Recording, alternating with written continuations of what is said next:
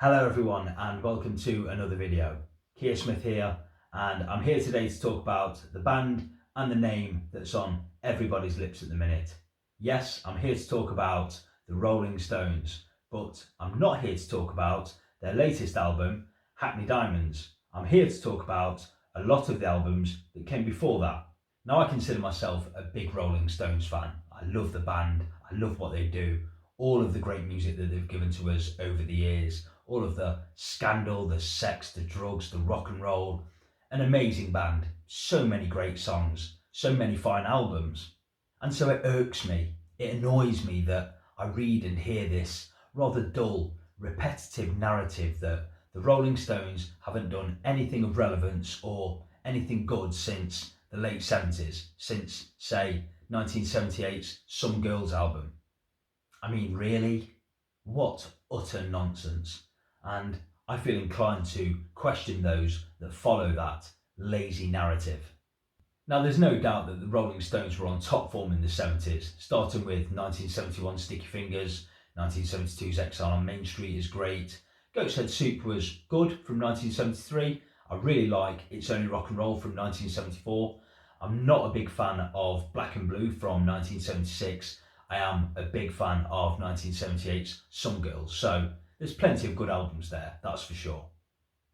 But after 1978's Some Girls album, the Rolling Stones then released 8 more studio albums between 1980 and 2005. And of course, some 18 years later, they have finally returned with their brand new album, Hackney Diamonds. But I'm going to reserve judgment on Hackney Diamonds. I've listened to it a few times now, but I'm still digesting it. But I would like to talk about those 8 studio albums that the Rolling Stones released between 1980 and 2005, because I think there's some stellar work there that I would hate to be missed. I really dig 1980's Emotional Rescue. Dance Part 1 has a strutting, disco-oriented feel to it. So too does the title track, with a great bass line and a really good Jagger falsetto. A great Stones single in my book. But it's the rock and roll stuff that I love the most here. The rollicking summer romances, fast and furious, and the guitars just sizzle with excitement. I really like Let Me Go. Where the Boys Go is brilliant too. I love that exaggerated Cockney vocal from Mick. Sugar Blue plays that wailing harmonica on the bluesy Down in a Hole. Again, I love that mixed vocal, superb, another great track. She's So Cold chugs along nicely, good stuff, I like that. Indian Girl, Send It To Me, both good. And Keith takes the lead vocal but sounds tired, strung out even on the sleazy album closer, All About You, which I like. So yeah, I'm a big fan of the Emotional Rescue album, and I like it so much that I would possibly put it above the Some Girls album. Yeah, I think so. Now, due to time and touring obligations, the Rolling Stones' next album, 1981's Tattoo You, was actually made up of leftover tracks from the Rolling Stones' 70s albums going back to Goat's Head Soup. And so at the time, effectively, this was seen as a new Rolling Stones album, but it was old material. But that doesn't detract from the quality of the album. Now, for me, this album is bookended by 2 truly great Rolling Stones songs. Start Me Up is a great Rolling Stones song with that iconic riff. And we've got Waiting on a Friend, which is a beautiful country-tinged ballad. I absolutely love that song. Songs like Tops and Heaven both feature excellent vocals again from Mick Jagger with that impressive falsetto that he has. And this comes on the more mellow side too. And these are both very cool grooves. I really like Hang Fire, Little TNA is great, Black Limousine, another great bluesy Stones number, and special mention for Slave. What a great track, I love that. And those last 4 songs that I've just mentioned showcase the Rolling Stones doing what they do best, playing great rock and roll. Worried About You and No Use in Crying are slow but likeable ballads. Tattoo You is a strong album. Up next was an album of all new material by the Rolling Stones. This is 1983's Undercover album, but this is a bit of a disappointment to me and certainly a markdown from the previous two albums. However, there are two Stones classics here for me, the title track and Too Much Blood, which open both sides of the record if you're listening on vinyl. These are both great dance-infused tracks with great bass lines and good lyrics and imagery. And elsewhere there's some good tracks with Tie You Up, The Pain of Love, Too Tough and All the Way Down. I really like the chorus on that. And She Was Hot is okay, but at this stage it feels like Stones by numbers. And Pretty Beat Up is okay, but Feel On Baby is largely forgettable. It's a quasi reggae bit of filler, I'd say.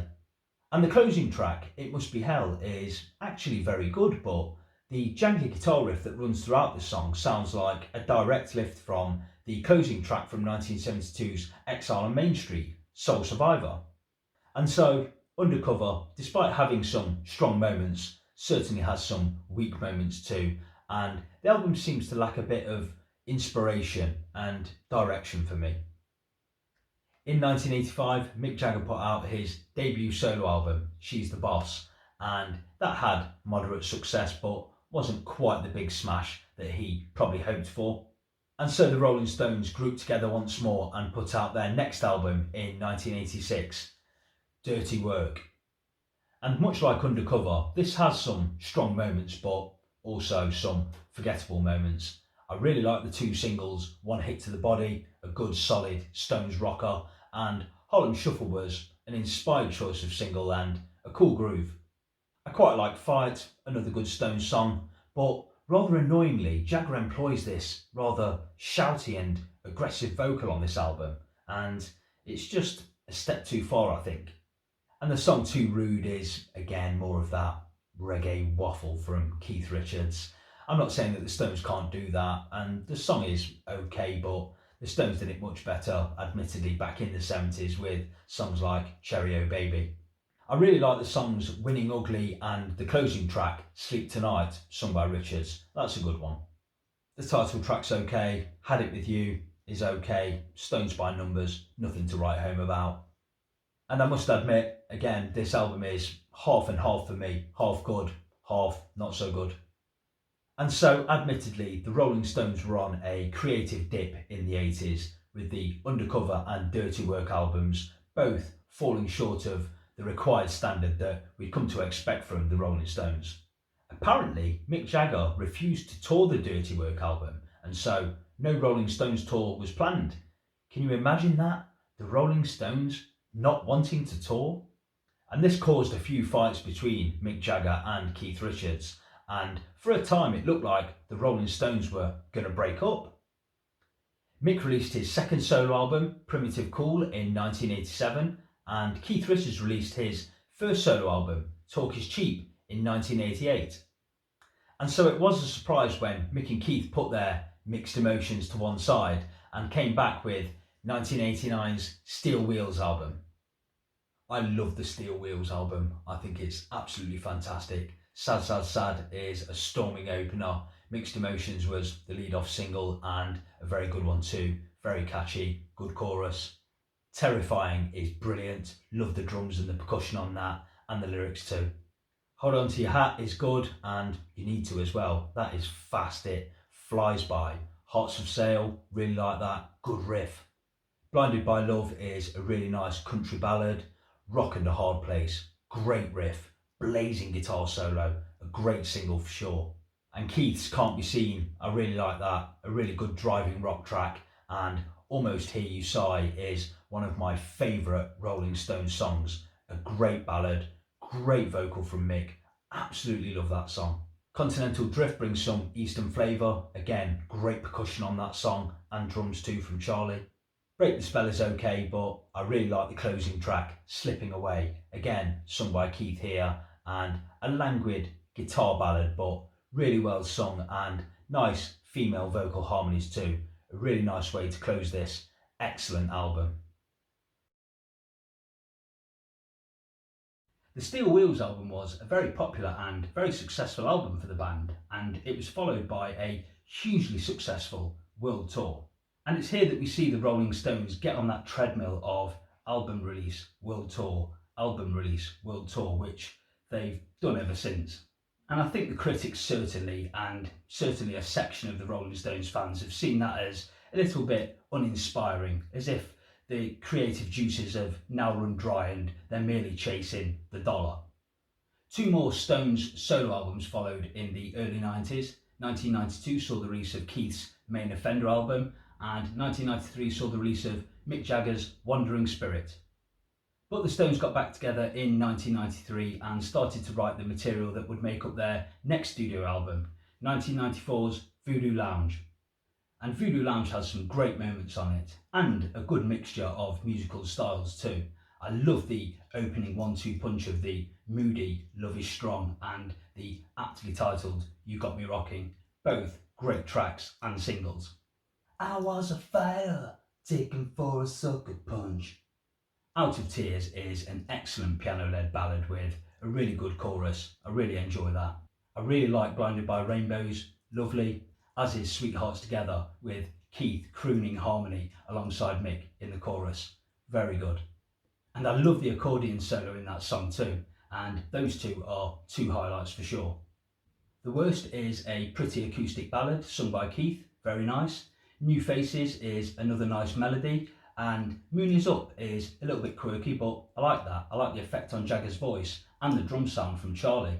Really good that. Sparks Will Fly and I Go Wild were both later singles taken from the album. Both good rockers, good enough. But Brand New Car isn't for me, that's throwaway material at best, and Suck on the Jugular is a swampy mess. I don't like it.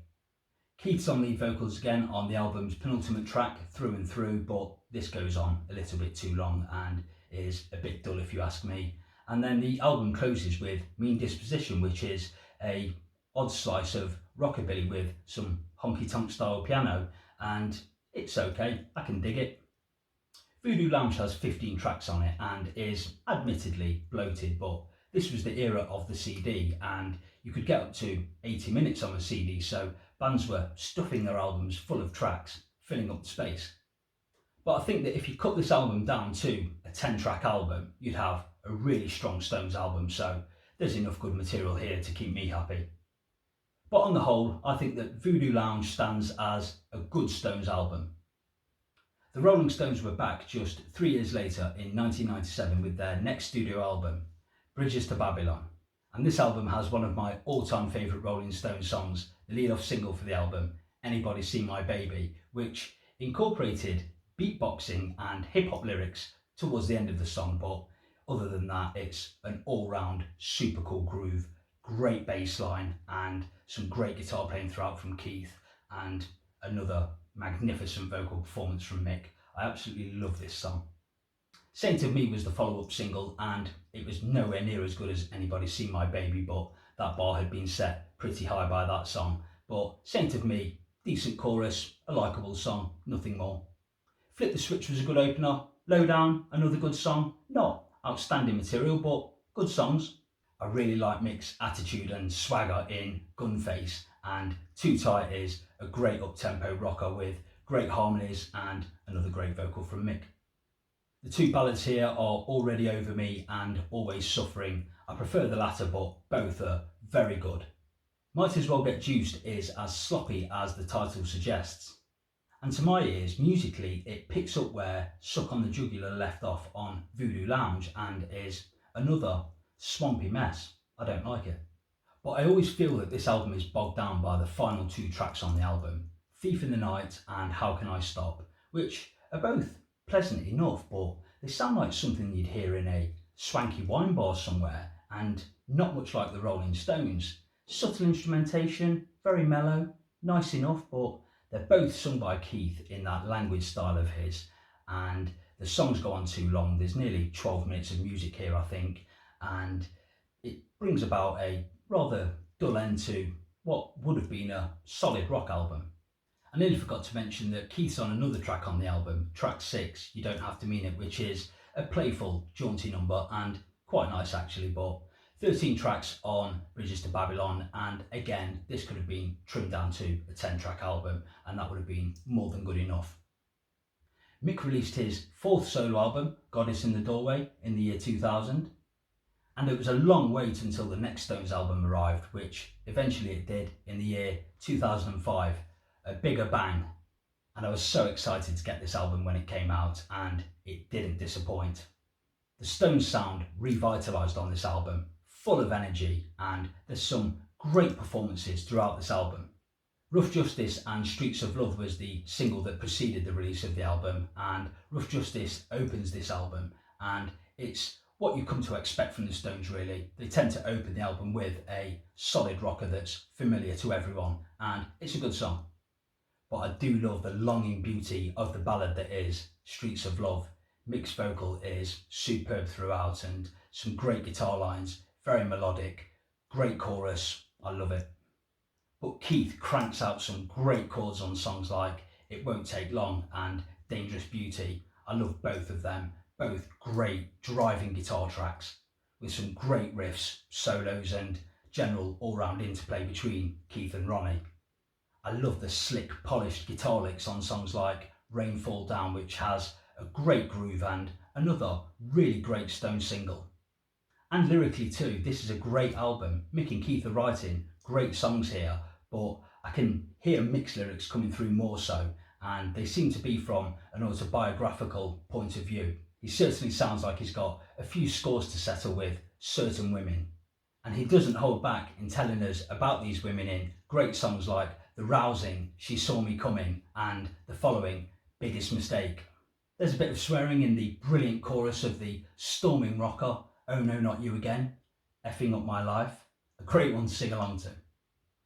I love the chirpy harmonica and the all-round super cool groove of Sweet Neocon. There's the simple bluesy feel of Back of My Hand, and Keith comes in with another one of those languid ballads of his in This Place Is Empty, which is okay.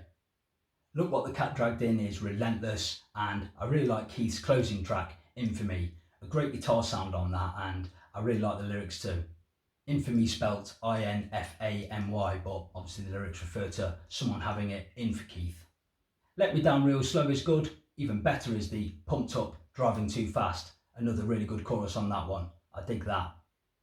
Laugh I Nearly Died is another great song here, and a nice change of pace amid the fast rockers. And I really like the a cappella singing on the outro of this song. There's so many great raunchy riffs and excellent guitar solos here, and Mick's flying all over the place like a born-again little red rooster. His performances are truly brilliant on this album. He's at his sleazy and sexiest best. There's just so much to like about A Bigger Bang. 16 tracks too, but unlike the previous two albums, this one doesn't feel bloated to me. I like every track. Yep, I've only got good things to say about A Bigger Bang. It's a fantastic listen from start to finish, and if you go back and listen to any of these albums, I personally would recommend this one. So there you go. I've taken you through the Rolling Stones studio album output from 1980 to 2005. Emotional Rescue, Tattoo You, Undercover, Dirty Work, Steel Wheels, Voodoo Lounge, Bridges to Babylon, and A Bigger Bang. Yet those lazy critics, those idle journalists, sit there with their paper and pen and say that the Rolling Stones haven't done anything good since the 70s. They must be mad. Not only would I welcome them to watch this video, what they really should be doing is going back and listening to all of the aforementioned albums and re-evaluating them and re-reviewing them and apologising. But all jokes aside, I don't expect everyone to be a completist like me, but I would ask the question, have you given these albums a fair listen? Of course we all love the Stones 70s output, it's fantastic, but there's plenty of good work that followed it, believe me. And that brings us to Hackney Diamonds, which is getting rave reviews at the minute. It seems that everyone loves this album, everyone's fallen in love with the Stones again. And I'm enjoying it. I'll say that early favourites are Angry, Depending on You, Bite My Head Off, and Live by the Sword. Oh, and I love the closing track, Rolling Stone Blues. But I'd love to hear from as many Stones fans as possible in the comments section below. What's your favourite album from that period that I spoke of, 1980 to 2005? What are your favourite songs from that period? Let me know. Other than that, thanks as always for watching this video. I hope you enjoyed it, and I'll try and get my top 10 favourite Rolling Stones songs list together soon, and I'll share that with you, of course. Till then, I'll see you next time.